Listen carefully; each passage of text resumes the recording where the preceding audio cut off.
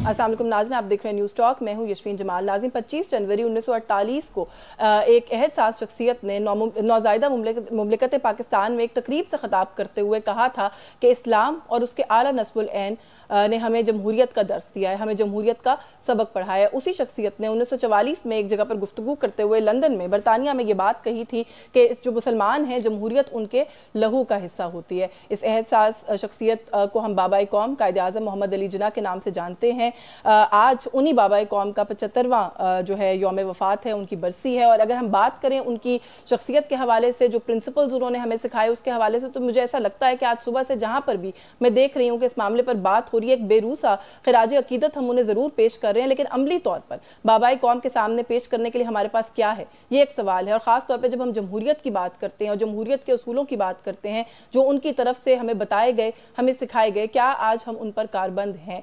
अगर बात करें जमहूरियत की जो रूह है इंतखाबात की, इलेक्शन की, तो सबसे पहले इलेक्शन ही इस मुल्क में एक सवालिया निशान है। इंतखाबात होंगे, नहीं होंगे, कब होंगे? आइन जो कहता है, जितने आइन के अंदर जो मियाद दी गई है, क्या उसके अंदर होंगे, नहीं होंगे? और इसी इशू को लेकर आज फिर हमने देखा कि एक और कंट्रोवर्सी, एक और बहस छिड़ गई है। सदर पाकिस्तान की आज मुलाकात हुई है जो केयर टेकर लॉ मिनिस्टर हैं उनके साथ, और कुछ रोज़ पहले भी यही मामला, यही डिबेट हमने देखा था, इसने सर उठाया था जब सदर मुमलिकत ने लॉ मिनिस्ट्री को खत लिखा था और उनसे कानूनी राय तलब की थी कि किसका इस्तेहकाक है इलेक्शन की तारीख देने का, सदर मुमलिकत का या इलेक्शन कमीशन का। वजारत कानून उस वक्त भी बड़ी क्लियर थी अपनी राय के अंदर और कहा यही गया था कि इलेक्शन कमीशन को ये इस्तेहकाक हासिल है, ये उनका प्रेरोगेटिव है। लेकिन सदर मुमलिकत ने आज फिर मुलाकात की और उसके बाद जो खबरें आ रही हैं सामने वो यही है कि शायद सदर मुमलिकत किसी भी वक्त इलेक्शन की जो तारीख है उसका ऐलान कर सकते हैं। इस दफा जो कुछ हुआ है उसको जोड़ा जा रहा है पाकिस्तान तहरीक इंसाफ के उमर अयूब साहब ने जो खत लिखा है सदर मुमलिकत को उसके साथ, जिसके अंदर उमर अयूब साहब ने यह मौक़िफ़ इख्तियार किया है कि क्योंकि आपने सदर मुमलिकत ने प्राइम मिनिस्टर की एडवाइस पर असेंबली तहलील की थी, तो अभी आपका इस्तेहकाक है कि आप इलेक्शंस को 90 रोज से ऊपर ना जाने दें, इसलिए आपको तारीख देना होगी। अब ये जो मामला है इसको लेकर भी हम देख रहे हैं कि बड़ी डिबेट, बड़ी कंट्रोवर्सी जो है वो स्पार्क हुई हुई और इस पर बहुत बात हो रही है कि क्या सदर मुमलिकत जो कुछ जो अमेंडमेंट्स हुई हैं, जो मामलात हैं कानूनी और जो लीगल राय उनको दी जा रही है, क्या उस पर काम करने के कारबंद हैं, या एक सियासी जमात से किसी किस्म का प्रेशर लेकर वो बार बार ये बात कर रहे हैं कि मैं ही तारीख दूंगा और मैं किसी भी वक्त तारीख दे दूंगा। अगर ये तारीख दे दी गई तो क्या इससे कोई नई सियासी कानूनी पेचीदगियां इस मुल्क में पैदा हो सकती हैं? इस पर भी बात करेंगे। पाकिस्तान मुस्लिम लीग नवाज की जानिब से बड़ा ही इलाबरेट मौक़िफ़ आया है। अतात आरर साहब ने भी बात की है, मरीम औरंगजेब साहिबा ने भी बात की है। मरीम औरंगजेब साहिबा का यह कहना है कि सदर मुमलिकत को अब ईवान सदर से जाने की तारीख देनी चाहिए, इलेक्शंस की तारीख जो है उसे इलेक्शन कमीशन ऑफ पाकिस्तान पे छोड़ देना चाहिए। इन सभी इशूज़ पे बात करेंगे। हमारे साथ सीनियर तज्ज़ियाकार हैं, एनालिस्ट हैं, पीजे मीर साहब ने हमें ज्वाइन किया। बहुत शुक्रिया सर आपका, आपके वक्त के लिए। येट अनदर सीनियर एनालिस्ट इम्तियाज़ गुल साहब भी हमारे साथ प्रोग्राम के इस हिस्से में मौजूद है। बहुत शुक्रिया इम्तियाज़ गुल साहब, सर आपका भी आपके वक्त के लिए। पीजे मीर साहब, सर सबसे पहले तो अभी कुछ ही रोज़ पहले की बात है, जैसे मैंने कहा कि जब सदर मुमलिकत ने पहले इलेक्शन कमीशन को खत लिखा कि आइए मिलकर बैठ के इलेक्शन की तारीख पर बात करते हैं, जिस पर ECP ने साफ इनकार कर दिया कि आपका तो कोई रोल ही नहीं है इस मामले के अंदर। फिर उन्होंने लॉ मिनिस्ट्री को खत लिखा जहां से एडवाइस आई कि ECP का काम है। आज फिर सदर जो है वो निगरान वज़ीर कानून से मिले हैं और अब खबर यही आ रही है कि वो किसी भी वक्त जो है इलेक्शन की तारीख का ऐलान कर सकते हैं। सूरत हाल को कैसे देखते हैं? बहुत से लोगों की इस वक्त राय है कि the president has nothing to do with it. देखिए, नंबर वन, वो सही कहते हैं कि प्रेसिडेंट का रोल नहीं है, क्योंकि वो अमेरिकन एम्बेसडर का ज़्यादा रोल है, ब्रिटिश एम्बेसडर का ज़्यादा रोल है। ये उनसे मिल लेंगे, अपने प्रेसिडेंट से नहीं मिलेंगे।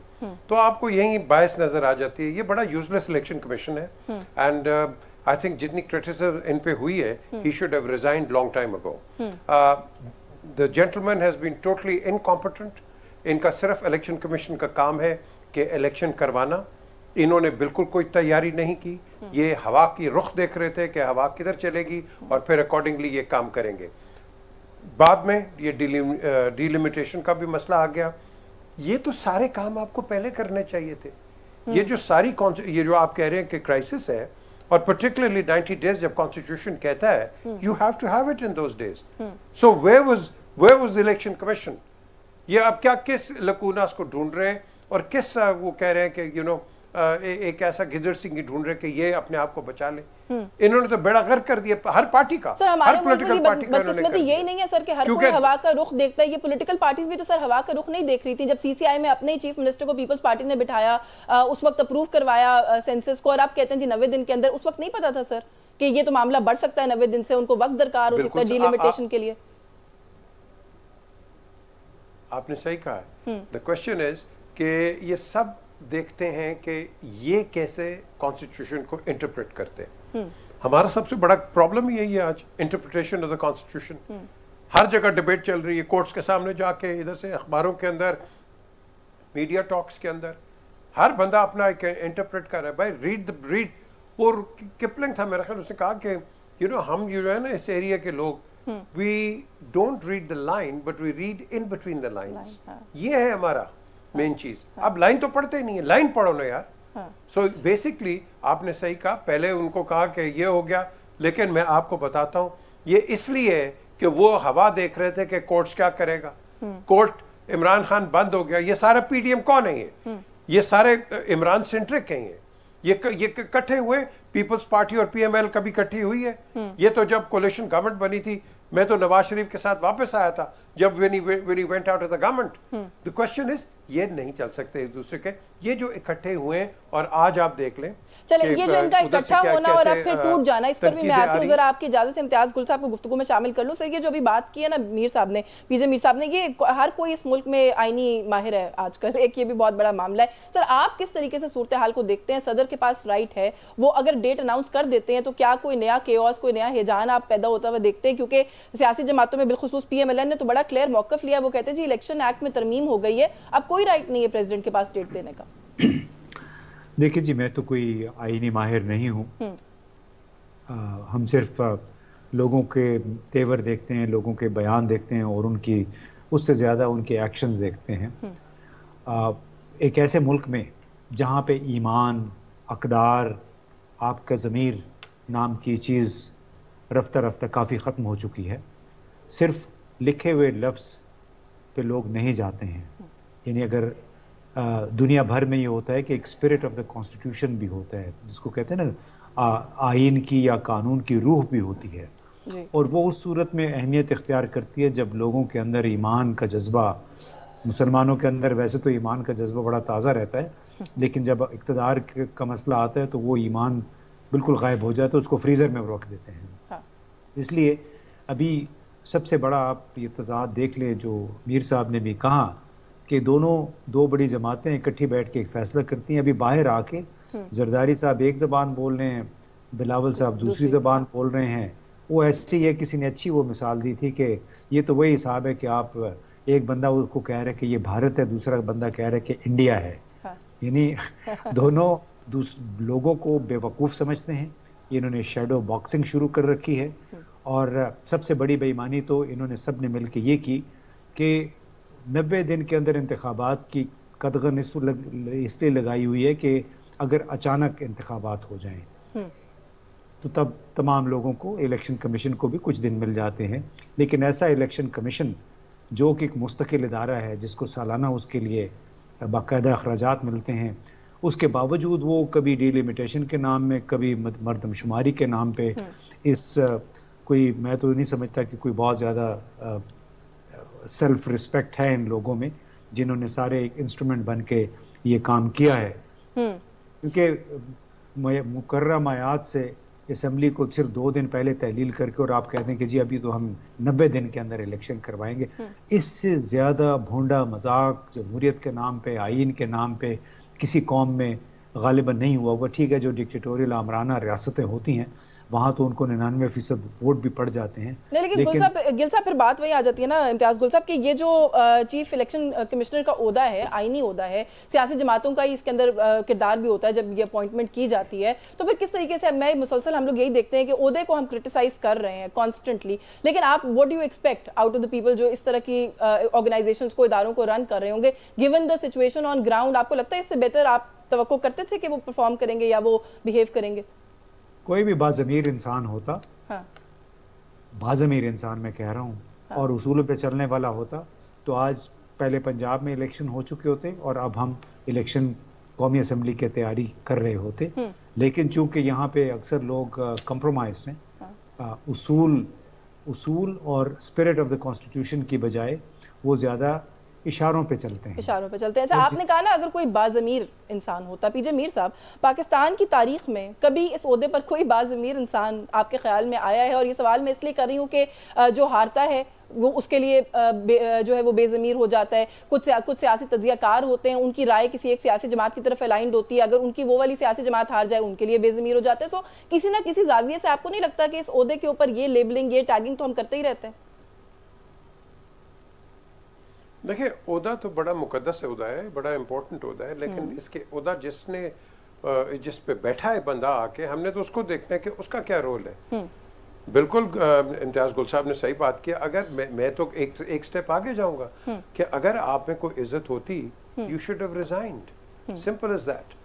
क्योंकि आप कभी भी उस जगह पे ना बैठें, क्योंकि ये बहुत इंपॉर्टेंट पोजीशन होती है, क्योंकि आपने डेस्टिनी एक मुल्क की डिसाइड करनी है, और अगर आप गलत काम करेंगे one way or the other, somebody will take advantage of it and somebody will be disadvantageous. So इस लिहाज से मैं समझता हूँ कि इस जेंटलमैन को he should have resigned. But nevertheless अब ये एक डिबेट चल गई है, बट यहाँ कोई नहीं आया। यहाँ वो हम बड़ा वो इस पे क्या होता है, वो यूट्यूब एंड सोशल मीडिया पे एक हाउस ऑफ लॉर्ड्स के अंदर एक मेंबर आया लेट ब्रिटेन का, तो उसको हम दिखाते रहते हैं कि वो सिर्फ वो पहुंच ना सका जब वो बिल प्रेजेंट हुआ था, any wanted to resign. And the thing is, this is what democracy is, this is what responsibility is. हमारे अंदर रिस्पॉन्सिबिलिटी नहीं है, हम बड़ी बड़ी बातें कर रहे हैं। आज भी वो देख रहे हो जी, इंटरिम गवर्नमेंट ये कर देगी, इंटरिम गवर्नमेंट वो कर देगी। भाई ये कैसे करेंगे जबकि इलेक्टेड गवर्नमेंट नहीं कर सकी, तो ये कैसे करेंगे? फिर जो बातें अभी सर आप कर रहे हैं, मैंडेट है जी sir, given the situation, given the scenario, फिर क्या ये कहना दुरुस्त होगा कि डॉक्टर आरिफ अलवी जिम्मेदारी का और उस इंटेग्रिटी का मुजाहिरा कर रहे हैं जिसकी आप बात करें कि जो अक्सर लोगों में जिसकी कमी है? डू यू रियली थिंक कि ही शुड गो फॉरवर्ड, तारीख का ऐलान करना चाहिए उन्हें? यूजुअली ट्रेडिशन आस्क्स यू कि जब तक नया प्रेसिडेंट नहीं आता है, you continue at the pleasure of the prime minister, और यही वो कर रहे हैं। अगर हर एक को जल्दी है इसको निकाल दो, भाई तुम क्यों जल्दी है, तुम निकाल दो। You are breaking all traditions कि भाई ये बंदा किसी को पसंद नहीं है, इसको निकाल दो। मैं निकालने की बात नहीं कर रही, मैं इलेक्शन की डेट देने की बात कर रही हूं। Should doctor Alvi go forward with it? देखिए, इलेक्शन जब यास्मीन जब ये प्राइम मिनिस्टर जाते हैं तो उसके बाद इलेक्शन कमीशन फिर एक लेटर भेजता है इनको, प्रेसिडेंट को, और उसके बाद प्रेसिडेंट जो है then he calls in for elections. At the end of the day he formally announces it. Date जो है वो इलेक्शन कमीशन ने देनी है, डेट इलेक्शन कमीशन ने देनी है। मुझे एक ब्रेक लेनी है, ब्रेक से वापस आकर इस पर बात करते हैं। हमने इसकी खिचड़ी बना दी। बिल्कुल सर, एक ब्रेक लेनी है, ब्रेक से वापस आके इम्तियाज गुल साहब से जरा इस पर बात करेंगे कि ये जो आज एक प्रेस कॉन्फ्रेंस हुई था तारड़ साहब की, जिसके अंदर वो ये फरमा रहे थे कि सदर मुमलिकत जो है वो तो अब एक केयर टेकर प्रेसिडेंट के रोल के अंदर आ गए, वो तो सदर है ही नहीं, वो तो इस तरह के काम नहीं कर सकते, वो तो सिर्फ इसलिए कि डे टू डे जो मामला है उनको लुक आफ्टर कर सकें। इस नुक्ते पर बात करते हैं इस ब्रेक के बाद, हमारे साथ रहिए।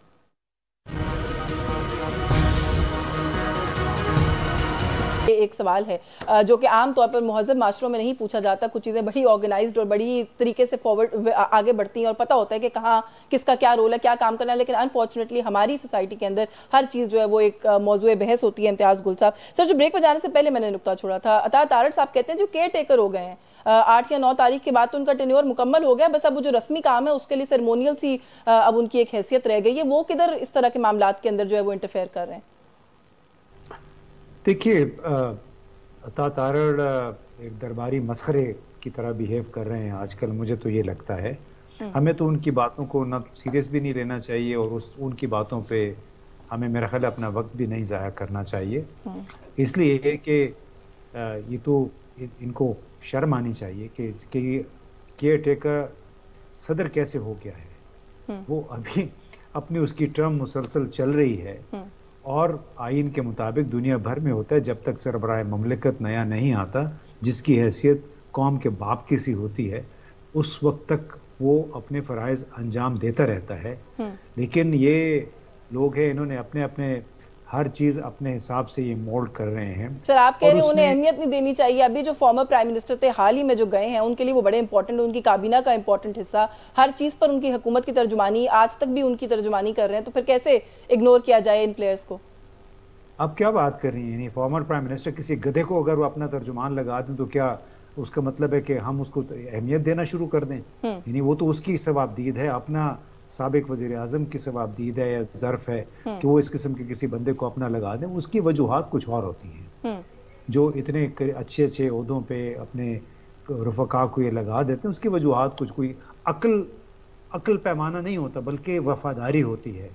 वफादारी में आपको पता ना कि 2-3 जानवर भी बड़े मशहूर हैं, तो जितना वो ज़्यादा कोई वफादारी का इजहार करता है उतना ही उसको अच्छा ओहदा मिलता है। लिहाजा हमें ये अतात तारड़, इनके वालिद साहब ने भी जो कारनामे किए थे, इनके नाना ने या दादा ने, वो भी आपको मालूम है कि किस तरह इन्होंने ब्रीफ केस लेके पैसे बांटते रहे थे वो। बिल्कुल। तो अच्छा sir, before I go back to PJ Mir साहब, एक चीज जो अभी पीजे मीर साहब कह रहे थे कि एक ये प्रेशर बार बार बिल्ड करने की कोशिश की जा रही है कि जाएं, ये निकल जाए ईवान सदर से, इनको निकाला जाए या इन्हें चले जाना चाहिए। तो पीजे मीर साहब ने कहा कि क्यों, जो जितना वक्त है उतना वक्त पूरा करना चाहिए। मरियम औरंगजेब साहिबा ने भी आज जो है वो इसी इशू पर बात करते हुए कहा है कि वो तारीख इलेक्शन की ना दें, अपने ईवान सदर खाली करने की तारीख दें। ये भी एक और शर्मनाक किस्म का मुतालबा है, दुनिया भर में कभी ऐसे नहीं हुआ है। वो पीजे मीर साहब मेरे ख्याल इस पर ज़्यादा बेहतर बात कर लेंगे, लेकिन किसी सियासी जमात की तरफ से अपने अफवाज के कमांडर इन चीफ को ये उन लोगों का ये मुतालबा जिन लोगों ने अपनी मदासराई के लिए, अपनी प्रोजेक्शन के लिए 15 महीने में 10 अरब रुपए फूंक दिए मीडिया में, ये वो 10 अरब रुपए हैं जो कि हमें मालूम है, इनको शर्म नहीं आती कि उधर हम कर्जे मांग रहे हैं, कर्जों पे पूरी मईशत चल रही है, उन कर्जों की रकूम को ये इस्तेमाल कर रहे हैं अपनी प्रोजेक्शन के लिए, उस काम के लिए जिसका इन्होंने वादा किया था, लेकिन उसके उल्टा हुआ। चाहे वो इन्फ्लेशन थी, चाहे रुपए की कदर थी, चाहे सियासी इस्तेहकाम था। तो ये तो एक और शर्मनाक आप कह रहे हैं मुतालबा। अच्छा पीजे मीर साहब, सर बिफोर थोड़ा सा एक और मौजू की तरफ बढ़ने से पहले, ये जो उमर अयूब साहब का खत है, इसको लेके भी बड़ी कंट्रोवर्सी अब आप देख रहे होंगे खुद भी कि क्रिएट की जा रही है जी, कि ये पीटीआई के मुतालबे पर सदर पाकिस्तान जो है वो एक्ट कर रहे हैं, वो एक सियासी जमात के कारकुन की तरह पहले भी बिहेव करते रहे, अब उन पर ये इल्जाम है वो अभी भी बिहेव कर रहे हैं, उन्हें हेड ऑफ द स्टेट की तरह बिहेव करना चाहिए। देखें, बात तो सही है। जब ये प्रेसिडेंट होते हैं, ये फेडरेशन के प्रेसिडेंट हैं, किसी पॉलिटिकल पार्टी के नहीं है। लेकिन हमने हर एक को देखा है यहाँ, वो हमेशा थोड़ा थोड़ा कुछ ना कुछ टिल्ट आ जाती है, जो कि मेरी नज़र में नहीं आनी चाहिए, क्योंकि फिर आपको कोई न्यूट्रलिटी कहीं नहीं मिलेगी। तो फिर आप एक बिल्कुल एक you'll stay in a state of limbo, और ये हमें वो सूट नहीं करता। बिल्कुल सही है, ये इस वक्त ये जो बातें हो रही हैं, लोग कह रहे हैं निकल जाओ, भाई why, please ask me why. ये हुटर्स हैं, दीज हुटर्स, और मैंने इनकी शिकायत नवाज शरीफ को लगाई है, मैंने इनकी ऐसे हुटर्स की शिकायत इमरान को भी लगाई है, मैंने सबको लगाता हूँ, मैं बताता हूँ, बेनजीर को भी कहा मैंने, क्योंकि ये जो नीचे होते हैं कई hooters, they try to be more loyal than perhaps even more than the king, yeah. और यही लोग हैं जो कि अपनी लीडरशिप को मरवाते हैं। हाँ. जिस तरह भी वो एक खोकर साहब है, वो आए, हाँ जी वो नवाज शरीफ 15 तारीख को आ रहे हैं। I mean he was a source of embarrassment to the entire party, कि वो, मुझे पता है कि he's not coming and not at this present moment in time, हर एक को पता है, Khwaja Asif is saying one thing, लेकिन ये लोग होते हैं, इन्होंने जाके नंबर बनाने होते हैं, हेडलाइंस लेनी होती हैं, सुर्खियां and all that। तो ये मेरी नजर के अंदर ये पॉलिटिक्स नहीं है, you degrading the office of a, लेकिन वैसे पीजे मीर साहब इस मुल्क के अंदर क्या पॉलिटिक्स है, थोड़ा सा आगे बढ़ जाए, इस मुल्क के अंदर क्या पॉलिटिक्स है सर? पीडीएम के तहत 12-13 जमातें, साथ में 1-2 जमातें और 16-17 महीने हुकूमत करते हैं, 1 पेज बात होती है, इकट्ठे नजर आते हैं, बड़ी यूनिटी है जी। अब जैसे ही इक़्तिदार से अलहदा होते हैं, वोट ऑफ नो कॉन्फिडेंस तक को अब कॉन्ट्रोवर्शियल कर रहे हैं, एक दूसरे पर डाल रहे हैं जी कि उसने कहा था ले आए, हमने तो नहीं कहा था। फिर उसके बाद इलेक्शन होना चाहिए कि नहीं होना चाहिए, उसके ऊपर भी आपने देखा कि मौलाना ने कॉन्ट्रोवर्सी क्रिएट कर दी। अब एक दूसरे के ऊपर जिम्मेदारी हम देख रहे हैं कि फेंकी जा रही है। कुछ दिन पहले तक बिलावल भुट्टो साहब का ये कहना था कि सिंध को भी शहबाज पीठ की जरूरत है, आज वो कहते हैं जी वो लंदन में सियासत करने वाले हैं। तो सर ये तो बड़ी जल्दी नहीं आपको लगता कि जो हंडिया थी वो फूट गई है बीच चौराहे? ये हंडिया कभी तैयार हुई नहीं थी, ये जितने भी हैं ये सिर्फ इमरान सेंट्रिक थे, सारे ये सब इमरान सेंट्रिक थे। पीडीएम, ये जितने भी आप पार्टीज ले लें, क्या ये एक दूसरे के साथ बैठ के बात कर सकते हैं? नहीं कर सकते। आप देखें ना, अब पीडीएम डिसमेंटल हो गई है, अब ये बाहर आ गए हैं, अभी आपने सही बात की है, कोई कुछ कह रहा है, कोई कुछ कह रहा है, कोई कुछ कह रहा है। So where is that unity? ये तो सिर्फ यूनाइटेड हुए थे एक बंदे के लिए, वो बंदा अब साइड पे हो गया, अब आप अपने you are back to square one. So at the end of the day यहां हमने देखना है कि भाई what is good for the country, we are not thinking good for the country. हम पॉलिटिकली जो खिचड़ी बना रहे हैं, क्या ये मुल्क के मुफाद में है? मुझे आप बताओ। लोग शोर मचा रहे हैं 300 से ऊपर का 400 का प्रोटेक्ट कर दिया पेट्रोल हो जाएगा। आपकी बिजली कहां से कहां चली गई है, आपकी सैलरीज बड़ी नहीं है, आप 100% डेट रिपेमेंट पे फंस गए हैं, तो what are you going to do? लोग भाग रहे हैं। आप पासपोर्ट ऑफिस चले जाए, इस्लामाबाद, लाहौर, इनके बैकलॉग्स आप देख लें जाके। Everybody wants to make a passport and get out of here. Why? अच्छा, जो आपने भी कहा कि हंडिया तो कभी तैयार हुई नहीं थी, आप इत्तेफाक करते हैं इम्तियाज गुल साहब, ये कोई मफाद की हंडिया थी जो नहीं तैयार हो सकी, पूरी नहीं हो सकी? इसमें अब किसी को क्या शक है? यानी जिस किसी ने भी अगर इस बात पे यकीन कर लिया था कि इनकी हंडिया वाकई यकसा तौर पे पक गई है, तो मेरा ख्याल है वो बहुत भोले थे। इसलिए कि तो देखिए ना, जो ही अभी ये हुकूमत खत्म हुई थी और ठग से एहसन इकबाल साहब ने कह दिया कि जी चीनी की किल्लत है, वो तो आप नवीद कमर साहब से पूछें।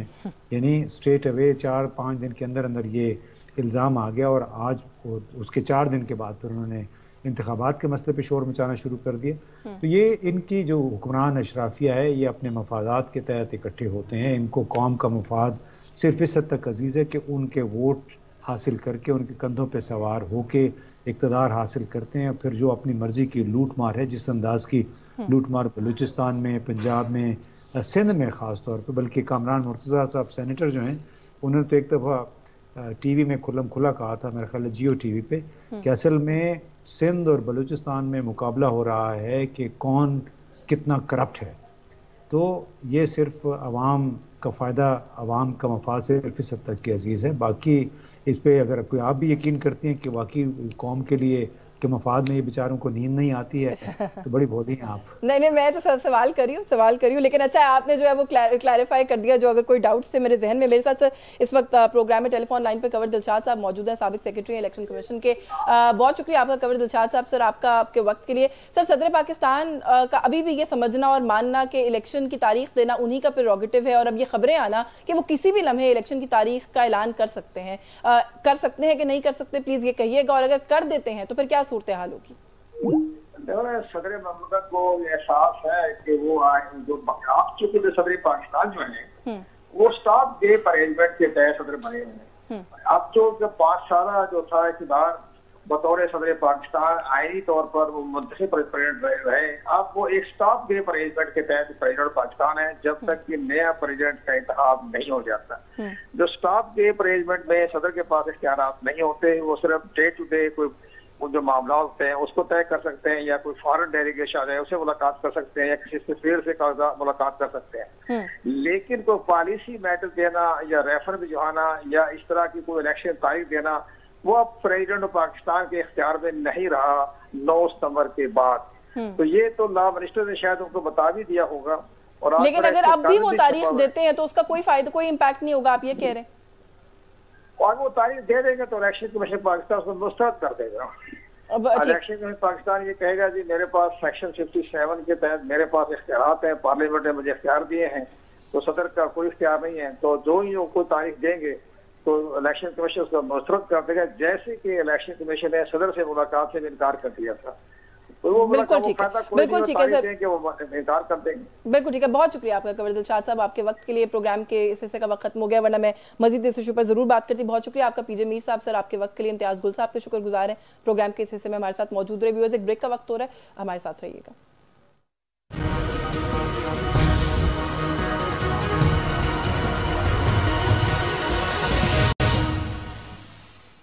जी, वेलकम बैक नाज़रीन। प्रोग्राम के इस हिस्से में कुछ बात करते हैं खेल में सियासत की। बात करें अगर पाकिस्तान और भारत के क्रिकेट मैच की, तो मैं समझती हूं कि दुनिया में वर्ल्ड कप से भी ज़्यादा अगर कोई गेम ऐसी है, कोई मैच ऐसा है जो कि तवज्जो हासिल करने में कामयाब होता है, तो वो पाकिस्तान और भारत का मैच है, भले वो किसी भी टूर्नामेंट के तहत वो मैच जो है वो खेला जा रहा है। अगर बात करें अभी एशिया कप की ही हाल में, तो लाइका इस सेट के पहले भी जो है वो एक गेम हुई जो कि बारिश की नज़र हुई। कल भी हमने कुछ इसी तरह का मामला देखा। कोलंबो के अंदर अभी तक जो सूरत हाल है उसमें ऐसा लगता है कि बारिश वहां पर खेल रही है और जो टीम्स हैं वो आपस में कहीं ना कहीं बैठी हुई गपशप करती हुई पाई जाती हैं। इस सारे मामले को लेकर बड़ी कंट्रोवर्सी भी है कि ये सारा कुछ वेदर फोरकास्ट सब कुछ बड़ा एडवांस्ड है, ये सारा कुछ पता था, तो फिर क्यों मामलात यहाँ तक पहुंचे कि कोई भी इस तरह की जो गेम है उसका बस मजा ही किरकिरा होता है, सही से खेल देखने को नहीं मिलता। कंट्रोवर्सी बहुत ज्यादा है कि किस तरीके से भारत की हठधर्मी की वजह से बहुत सारे मामला जो है वो हाथ से निकल गए। अगर अभी इस वक्त भी आप भारत के अंदर जो सहाफी हैं वहां पर उनकी भी ट्वीट्स देखिए या उनकी भी तज्जिया और राय सुनिए, तो बहुत से लोगों लोगों की राय ये है कि पाकिस्तान के साथ खेलना है लेकिन पाकिस्तान में नहीं खेलना, ये मंतक समझ में नहीं आती, जिसकी वजह से श्रीलंका को भी अकोमोडेट करने की कोशिश की गई और पूरे एशिया कप को भी कॉम्प्रोमाइज किया गया। फाइनल का जो मैच है क्या वो भी बारिश की नजर हो जाएगा? अब ये भी सवाल है बहुत बड़ा जो लोगों के जहनों में। कुछ आज की जो मैच है, जो गेम है, उसके हवाले से भी बात करेंगे। हमारे साथ सीनियर स्पोर्ट्स एनालिस्ट है डॉक्टर नुमान न्याज ने हमें ज्वाइन किया है। बहुत शुक्रिया सर आपका, आपके वक्त के लिए। सर सबसे पहले तो बाय द टाइम ये प्रोग्राम ऑन एयर होगा, आई डोंट नो कि क्या सूरत हाल होगी, लेकिन अभी तक जो सूरत हाल है ऐसा लग रहा है कि बारिश की आज दुआ करनी चाहिए पाकिस्तान को। आपका क्या ख्याल है? आपने बड़ी सही बातें की हैं जी। एक तो इट इज प्योरली जो आप एशिया कप को देख रहे हैं 2023, इसमें बेतहाशा कंट्रोवर्सीज हैं। हाँ। और ये बेसिकली क्रिकेट से ज़्यादा आपको पता है कि कमर्शियल एस्पेक्ट्स भी हैं, हाँ। बिजनेस ट्रांजैक्शंस भी हैं, और ये फाइनेंशियल मॉडल्स जो हैं वो अब डिक्टेट करते हैं इंटरनेशनल क्रिकेट को। और बाद में जेशा की तो बाद में बात करेंगे। भी आपने मैच के हवाले से अगर पूछा तो एक तो एशिया कप जो है वो डैम स्क्विड हो गया जी, because poorly organised. Pakistan cricket board की बेतहाशा गलती हैं, और सबमिशन जो है, जो एसीसी के प्रेसिडेंट हैं जय शाह, जो अमित शाह के साहबजादे हैं, बीजेपी के स्टॉलवर्ट उनके बेटे हैं ये। ये अगर आप देखें तो एशिया तक रिस्ट्रिक्टेड नहीं है। ये बाद में बात करेंगे कि आईसीसी में इन्होंने एडमिनिस्ट्रेटिव कंट्रोल भी बिल्कुल हॉक कर लिया हुआ है। हाँ। ये चेयर करते हैं उनकी कमर्शियल और फाइनेंस कमेटी को, जो कि स्ट्रॉन्गेस्ट कमेटी होती है आईसीसी की। अगर आप इस मैच की बात करें तो बारिश की वजह से शायद बाबर आजम ने ये टॉस जो है, और उसके बाद इंडिया को कोलंबो में खिला दिया, जो कि कोलंबो की एक प्लास्टिक पिच है। हाँ। और ऑब्वियसली रेन रूल होता है, डकवर्थ एंड लुइस होता है, उसको देखते हुए मंतक तो समझ आती थी कि बैटिंग क्यों दी। लेकिन द वे ये जो रोहित शर्मा और शुभमन गिल, क्योंकि अगर आप देखें पिछले ये चैंपियंस ट्रॉफी 2017 से Mohammad Amir left arm fast bowler जो अंदर लाते थे, इन स्विंग करते थे, उसके बाद शहनशाह अफरीदी, सो they had taken toll of the Indian openers. इन्होंने काउंटर अटैक किया। हाँ। और शायद रोहित के जो 49 गेंदों पे 56 रन थे, या जो शुभमन गिल की ब्लेजिंग बैटिंग थी जिसमें उन्होंने 34 में 8 चौके मार दिए थे और 10 चौकों पे 58 किया, so they actually gave the counter reaction और लॉन्चिंग पैड। फिर क्योंकि बारिश में आना था, लेकिन पाकिस्तान ने बॉलिंग हमारी बहुत एक्सपोज हुई है, हमारे स्पिनर्स किसी काम के नहीं है, क्योंकि शादाब खान को हम T20 के उस पर लेते हैं, जो उनका चार्म है। One day cricket is totally different, 10 over करना, और फील्ड रिस्ट्रिक्शंस भी थोड़ी फर्क होती हैं, और फिर लेंथ भी फर्क होती है। तो वहाँ पे वो एक्सपोज हो गए और बहुत उनकी कुटाई हुई और बहुत मार लगी। लेकिन पाकिस्तान ने 17वें ओवर के बाद जब बैक टू बैक आउट किए थे 16वें 17वें ओवर में, उसके बाद 7 ओवर कल कंट्रोल कर लिया था। जो 7.5 का रन रेट था वो 3.5 पे ले आए थे। बट आज जिस तरह विराट कोहली खेले हैं, और जिस तरह उनके साथ केएल राहुल, जो कि बहुत प्रेशर में है, बिकॉज केएल राहुल वो बात है, खेल के अंदर अच्छी परफॉर्मेंस बुरी परफॉर्मेंस वो तो सिलसिला चलता रहता है। ये जो भी आपने बात की ना कि वहाँ ओवरऑल एक मिसमैनेजमेंट है, ऑर्गेनाइज नहीं है पूरा मामला, उसकी वजह से भी जाहिर है स्पिरिट भी डैम्पन होती है, आपकी परफॉर्मेंस भी उससे कहीं ना कहीं इफेक्ट होती है। सर थोड़ा सा एक तो ये कि मैं समझती हूँ कि कोई भी इस तरह का इंटरनेशनल टूर्नामेंट इंडिया और पाकिस्तान के मैच के बगैर, जैसे भी आपने कहा कि उसका बड़ा एक मैसिव कमर्शियल एस्पेक्ट भी है, शायद वो मुकम्मल ही अगर कहें कि नहीं है तो ये गलत बात नहीं होगी। पाकिस्तान इस तरह के एक अजीब से हाइब्रिड मॉडल के लिए पाकिस्तान ने क्यों गिवन किया? उन्होंने क्या किया उस पर तो बाद में बात करेंगे, पहले कुछ अपनी बात कर लेते हैं। अच्छा, अब अगर आप पीसीबी की बात करते हैं तो पीसीबी की जो करंट कंटेम्प्रेरी मैनेजमेंट कमेटी है, उन्होंने तो हाथ बिल्कुल खड़े कर दिए, and they have lost it in front of the BCCI hegemony. और अब बीसीसीआई की हेगेमोनी क्यों है? उसका रीजन ये है जी कि नंबर 1 कि एशियन क्रिकेट काउंसिल के तो रोटेशन पे प्रेसिडेंट हैं जय शाह, ये सेक्रेटरी हैं बीसीसीआई के बेसिकली। मैंने इनकी आपको पॉलिटिकल बैकग्राउंड बता दी, just at times acts child in can, लेकिन ये हेड करते हैं आईसीसी की फाइनेंस और कमर्शियल कमेटी को। और इन्होंने इतना खूबसूरत तरीके से हैंडल किया आईसीसी को, you will be shock to know, मैं चले आपके प्रोग्राम में आज रिवील करता हूँ कि इनके साथ थे जी आइलैंड और जिम्बाब्वे के मेंबर्स उस कमेटी में, और माइक बेयर्ड हैं जो कि ऑस्ट्रेलिया के न्यू साउथ वेल्स के प्राइम मिनिस्टर भी होते थे, वो भी उस कमेटी पे हैं। इन्होंने पहले तो मेंबर्स में एक इंदिरा नूई को लिया जो कि कोका कोला को हेड करती थी यूएस को, उनको उस पर लिया। फिर इन्होंने अपने कमेटी सेक्रेटरी जुएनपुर खन्ना को बनाया। सो इंडियन डोमिनेंस लेके आए उस कमेटी में। और फिर जो ग्रेग बाकले हैं जिनको न्यूजीलैंड के हैं, वो बेसिकली न्यूजीलैंड क्रिकेट उनको वोट नहीं करना चाहेगी, वो इन पे टोटली डिपेंडेंट थे फॉर द आईसीसी चेयरमैनशिप। और ये एक ड्रामा ये रचाया गया जी कि इन्होंने जिम्बाब्वे क्रिकेट यूनियन के जो प्रेसिडेंट थे उनको इंटाइज किया कि इंडिया आपको $15 मिलियन का एक टूर दे देगा, जो कि 2022 में हुआ, और आप ऐसा करें कि आप भी नॉमिनेशन पेपर फाइल करें। आईसीसी चेयरमैनशिप के लिए और अनकंटेस्टेड नहीं जाना चाहिए।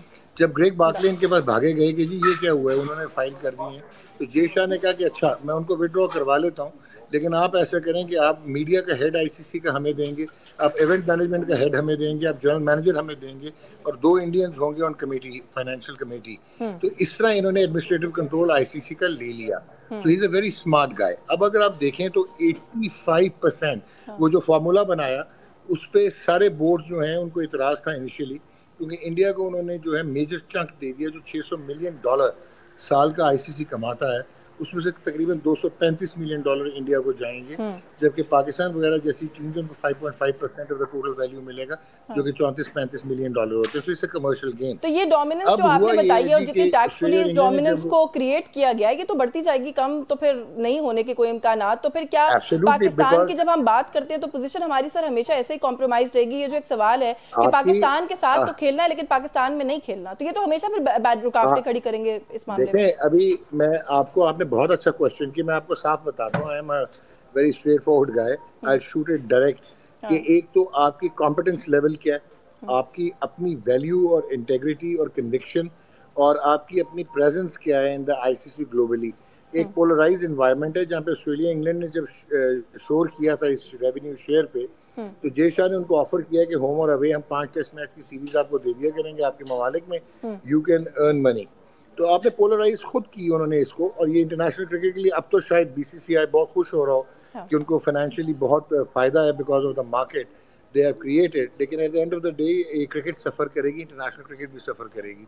सर एशिया कप वैसे काफी सफर कर चुका है, मेरे पास वक्त थोड़ा सा कम है इसलिए 2-3 सवालों के क्विकली जवाब लेना चाहती हूँ। एक तो ये कि फाइनल्स का क्या फिर फ्यूचर आप देख रहे हैं? बारिश की नजर होगा, वो जो मैंने पहले कहा कि बारिश खेलेगी, या आपको लगता है टीम्स खेल सकेंगी? देखें कोलंबो में वेदर फोरकास्ट 2 महीने से थी और इतनी एडमेंसी थी कि पाकिस्तान ने गिवन क्यों किया, हैबिनटोटा में क्यों ये शिफ्ट नहीं हुए मैचेस। पाकिस्तान जो है वो इसका होस्ट था, और आपकी टी शर्ट्स पे भी जो है, किट्स पे जो कि होस्ट का नाम होना चाहिए, जो हमेशा प्रेसिडेंस है पिछले साइकिल में, वो भी नहीं आया क्योंकि आपने सबमिट कर दिया। आपने सब कुछ तो जय शाह को कहा कि भाईजान जो डिसाइड करना कर लो।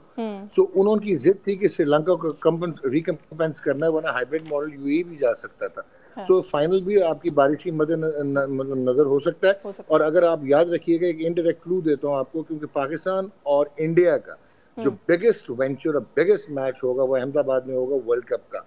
और अगर आप इनडिसाइसिव हो और अभी आपको पता ना हो कि इंडिया पाकिस्तान पे भारी है या पाकिस्तान इंडिया पे भारी है, तो उसके स्टेक्स और बहुत बढ़ जाएंगे, चाहे वो कॉर्पोरेट स्टेक्स हों, चाहे वो स्पेक्टेटर के। बिल्कुल ठीक है सर, बड़ा इवेंट है 2025 में जो हम वी लुकिंग एट, शायद पाकिस्तान ने उसको होस्ट भी करना है, चैंपियंस ट्रॉफी जो है, फिर वो भी इन्हीं की शरारतों की नजर उसको भी समझें कि वो हो जाएगा, या आप समझते हैं कि उसमें भी वक्त है? आपको जाते जाते ये भी बता देता हूँ कि जय शाह मे well be your next ICC chairman, और अगर वो चेयरमैन बन गए तो मेरा नहीं ख्याल है कि आईसीसी चैंपियंस ट्रॉफी पाकिस्तान में इनकाद होगा उसका। बिल्कुल ठीक है सर, ये you have to have a very strong cricket board. You have to have a very strong cricket board. We need to, and you are absolutely right कि हमारे अपने अंदर इतने सारे मसाइल हैं कि हम इस तरह के इश्यूज के लिए शायद वक्त नहीं है। सर इंशाल्लाह दोबारा किसी और नशिस्त में आपसे तफसील से इन इश्यूज पर बात करेंगे। आपका बहुत शुक्रिया आपके वक्त के लिए। डॉक्टर नुमान नियाज़ हमारे साथ प्रोग्राम के हिस्से में मौजूद रहे, और जैसे कि उन्होंने आखिर में कहा कि जो सूरत हाल अभी तक दिखाई दे रही है उससे ऐसा लगता है कि जो फाइनल है एशिया कप का वो भी इसी तरह के मामलात की नज़र हो सकता है, गलत मौसम के, ख़राब मौसम की नज़र हो सकता है। और अगर तो चेयरमैनशिप चली गई भारत के पास, तो फिर उसके बाद जो मुस्तकबिल है पाकिस्तान के अंदर मैचेस करवाने का, वो ऑफकोर्स ब्लीक या तारीख ही रहेगा। प्रोग्राम न्यूज़ टॉक से आज के लिए बस यही कुछ। यस्मीन जमाल को इजाजत दीजिए, अल्लाह हाफिज।